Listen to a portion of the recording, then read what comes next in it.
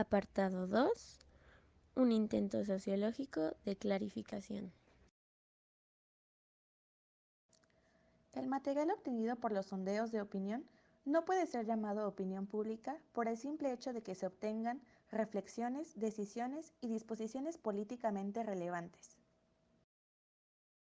Es decir, no se pueden confundir estos límites con la amplia trama del espacio público y de los múltiples intercambios que sufre este. El concepto de opinión pública solo puede conseguirse partiendo del cambio de estructura y desarrollo de la publicidad.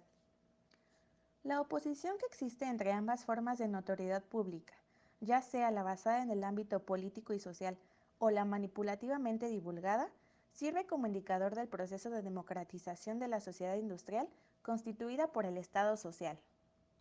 Habermas explica que existe una relación que funciona como una triada, donde se relacionan las fuentes de comunicación informales, las formales y las mediadoras entre ambas.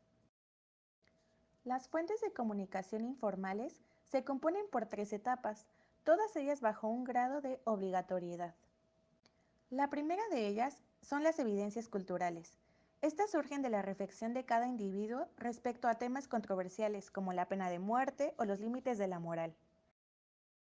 Por otro lado, están las opiniones que surgen del choque de la socialización, las cuales, según Habermas, son poco discutidas, como la actitud ante la guerra o la paz o ante determinados deseos de seguridad. Finalmente, están las evidencias de la cultura industrial. Es importante hablar de estas, puesto que, de las tres, son las que tienen el grado de obligatoriedad más alto, es decir, que son muy discutidas entre la sociedad. Se caracterizan por tener un carácter fugaz y artificial. Son de opinión espontánea y con cargas de prejuicio. También circulan hasta nuevo aviso, es decir, hasta que pierdan importancia. Además, funcionan como sistemas normativos o de control social que exigen adecuación, lo cual quiere decir que funcionan como modas. Este tipo de opiniones de la industria cultural se derivan del intercambio de gustos e intereses entre conocidos, como el núcleo familiar o el grupo de amigos, los cuales en conjunto influyen unos a otros. Los temas tratados dentro de la industria cultural son producto de la publicidad o la labor propagandística. Cabe señalar que Habermas considera estas dentro de un estadio postliterario, ya que se encargan de tematizar el campo de relaciones entre los seres humanos e inserta en ellos los temas que van a discutir, caso parecido a como sucedía en la literatura en la antigüedad.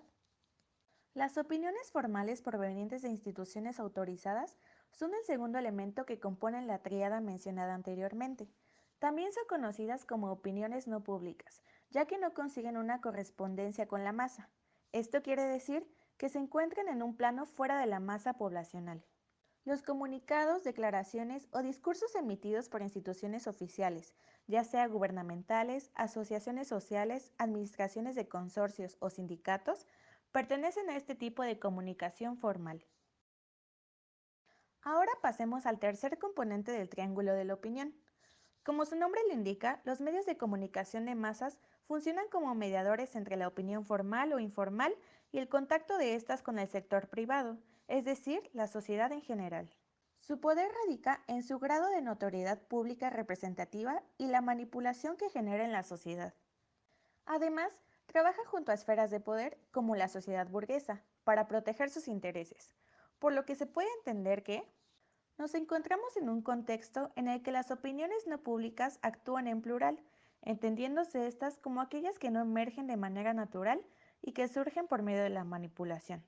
Con esto, la opinión pública se convierte en ficción.